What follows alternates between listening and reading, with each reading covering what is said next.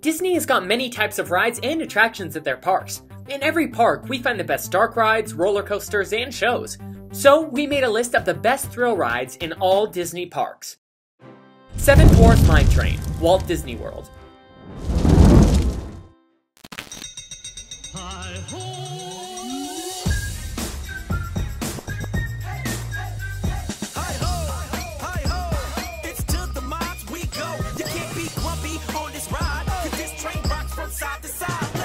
It's time to rock your Disney side on the all-new 7 Dwarfs Mine Train. It rocks. Opening May 28th, only at Walt Disney World. The 7 Dwarfs Mine Train opened on May 28, 2014, as part of the new Fantasyland expansion.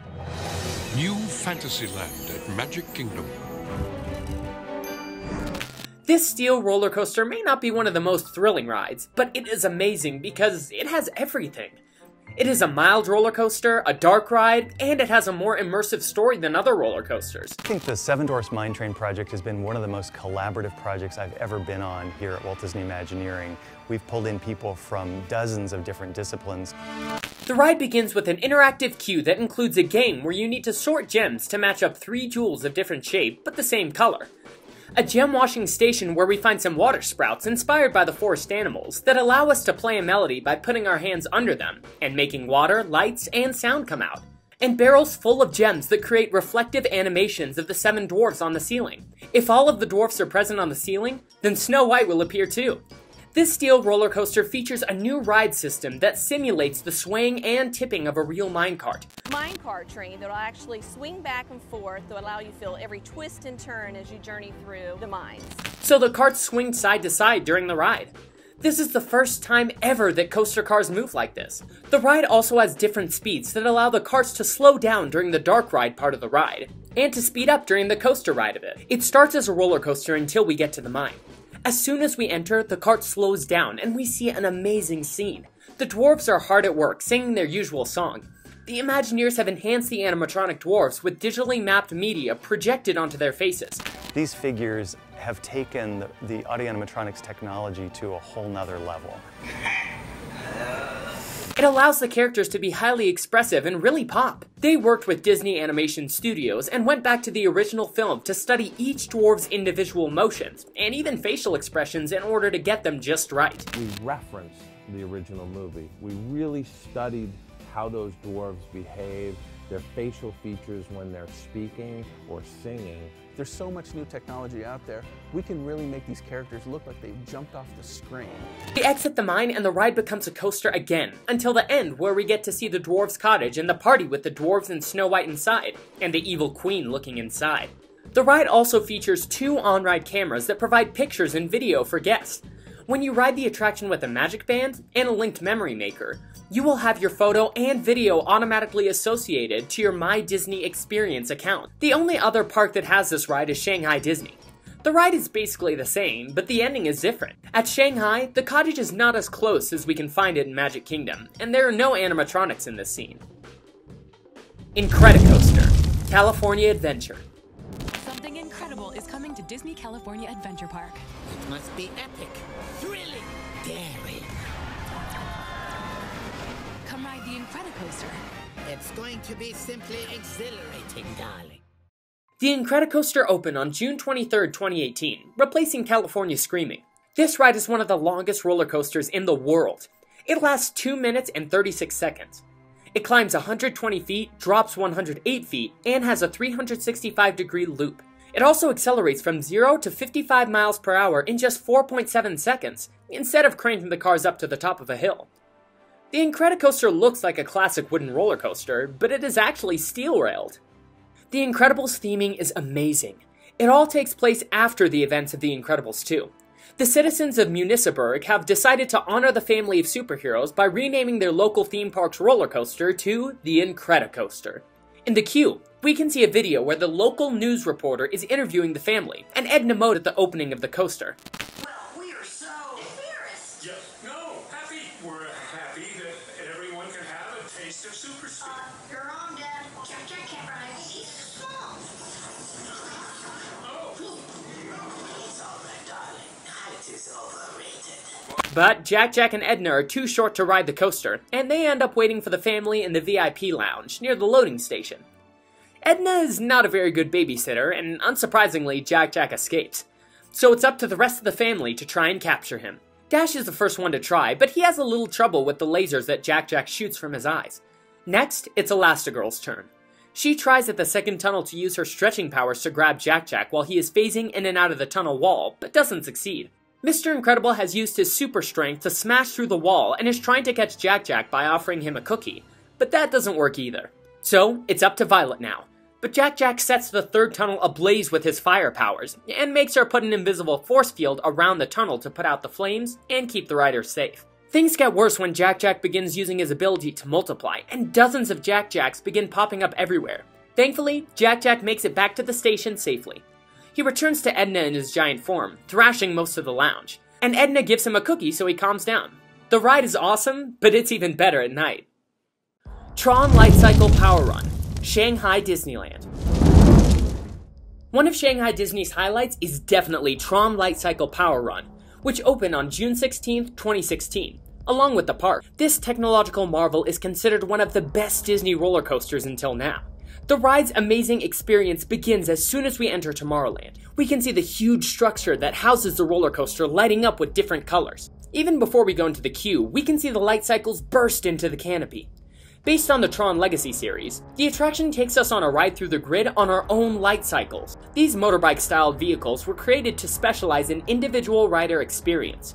When aboard the ride vehicle, riders lean forward and grip a set of handlebars, and a pad situated behind the seat secures them in place. The queue begins in a darkened hallway of pulsing lights before guests are led into a very small pre-show room, facing glowing, floor-to-ceiling display panels, where we can see blue hexagons moving until suddenly, the screen turns transparent, and we see that we are in the balcony overlooking the launch area, where a train of light cycles blast away beneath us. We keep walking until we reach the front of the line and board the light cycle. Flashing blue arrows guide our train forward. It turns and aligns with the launch area we'd seen before from overhead, and we go off into the grid. The ride blasts from 0 to 60 miles per hour, making it the fastest Disney roller coaster, and races towards the outside world to the upload circuit. The train levels out high up into the canopy and enters a darkened tunnel into a show building. Passing under a recognizer, it dives into the grid, a digital, pulsating world of shapes and sounds. Just like in the Tron universe, we'll be racing against an orange enemy. There are many drops and twists through glowing neon obstacles, and we keep going until we're propelled into another projection tunnel, just as the orange light cycle loses control, smashing into digital bits and falling around us via fragmented mirrors. A tunnel of pulsing circuits signals our deceleration as the world around us powers down. The trains continue ahead in the darkness, and silence for a moment, until their triumphant blue hue returns, illuminating a final, victorious Hall of Mirrors. This is an amazing ride, pretty different to what we've seen before, and we're so excited that it is also coming to Magic Kingdom in 2021. Expedition Everest, Animal Kingdom, Walt Disney World. Expedition Everest is one of the tallest, fastest, and wildest roller coasters in all Disney parks. This steel roller coaster was listed in the 2011 edition of Guinness World Records as the most expensive roller coaster in the world. It was announced on April 22, 2003, and opened on April 7, 2006. This ride may not have any inversions, but what makes it an amazing thrill ride is that it reverses directions and races backwards in the dark, which makes it feel much more out of control. On board, guests are seated in trains once used to transport tea leaves down the mountain, and make way for base camp at Everest via a new shortcut through the Forbidden Mountain Pass. But the railroad was closed after a series of mysterious accidents, rumored to be from the hand of the Yeti. Now, in spite of the local opposition, the Himalayan Escapes, Tours, and Expeditions Company has partially refurbished the railway and now offers transportation for adventures to the base camp at Mount Everest. As we walk through the queue of the ride, the legend of the Yeti is told through a kind of Himalayan shrine and museum that has documents, Yeti sightings, its significance in Himalayan cultures, and a so-called lost expedition that ran afoul of the creature in 1982 while attempting to reach Everest through the Forbidden Mountain Pass. Once the trains arrive, the expedition begins.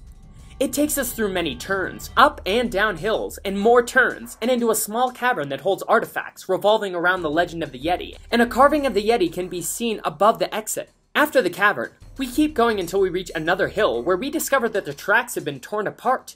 Suddenly, we hear the Yetis roar, and the train starts going backwards, and for a while, we keep going backwards in the dark, until we see the shadow of the Yeti tearing apart another piece of the track. The train goes forward again through the exit of the mountain cave, where it drops down and heads into another cave, where we keep hearing the Yeti's roars. After the train comes out, it twists around left until it heads into a third cave, where we finally get to see the Yeti. The Yeti is 25 feet tall and weighs 10 tons. It has 19 axes of motion that allowed it to move as much as a real creature as it can. Actually, its biggest selling point was its status as Disney's most advanced audio animatronic ever at the time. This Yeti is the single biggest dynamic figure that has ever been built. There is nothing that is this big, that moves this fast in the world of animation. It's really pretty cool. The Yeti was able to swing out 5 feet and drop 18 inches in a simulated attack on the roller coaster train each time it zoomed through the mountain's core. The Yeti was the main attraction in the ride, but sadly, after a year of operation, it stopped being 100% functional when its framing split. And so, the Yeti was changed to B mode. To help it look like it is moving, a store light is used. This is what caused the Yeti to be nicknamed Disco Yeti, actually. Raging Spirits, Tokyo DisneySea. The first roller coaster at Tokyo DisneySea was opened on July 21st, 2005. This ride is full of curves, climbs, drops, and it has a 360-degree loop. Imagineers used the Emperor's New Groove movie for inspiration for some of the visual storytelling and iconography of the ride. That's why the temple, meant to look like an ancient Peruvian altar, is rich with detail and stunning architecture that looks fittingly ancient. The story of the ride is that a group of explorers were wandering around the jungle, when one day they stumbled upon a 5,000-year-old site, one with idols, a large temple and 2 altars, one of fire, one of water. The explorers were not archaeologists, and during their excavation, they made a few mistakes. When they were reconstructing the altar made of water, they decided to install the last piece of the water god's head backwards so it faced the fire god. This made the 2 gods very angry, and resulted in an ancient battle between fire and water. Cauldrons erupting with fire and water spewing out of idols are just some of the examples of the battle we get to see while riding this coaster. Not only is the ride fun and the theming is well done, but it is also connected to the Society of Adventurers and Explorers. If you want to know more about Sea, check out these videos. What do you guys think? Part 2 is coming soon. What other rides would you like to see featured? Hi guys, I'm Sauko. And I'm Luz, and today we're celebrating Fastpass Fact's 3-year anniversary, so we decided to do a giveaway. But before we tell you about it, we would like to thank you guys. It may sound cheesy, but we decided to start this channel as a dream to share with other people. It has been a long journey, where we've met some awesome people, like our star narrator, Will. Thank you, Will. So, thank you again for all of your support this past 3 years. Hopefully, it can be many more. Now, back to our giveaway. We teamed up with our friends from Ye Olde Prop Shop to give away this amazing personalized Haunted Mansion sign. All you have to do is follow us on Instagram and like and comment our new post, telling us who your favorite Haunted Mansion character is, with the hashtag FPF anniversary. We'll announce the winner in next week's video. Thank you so much again, and see you next time.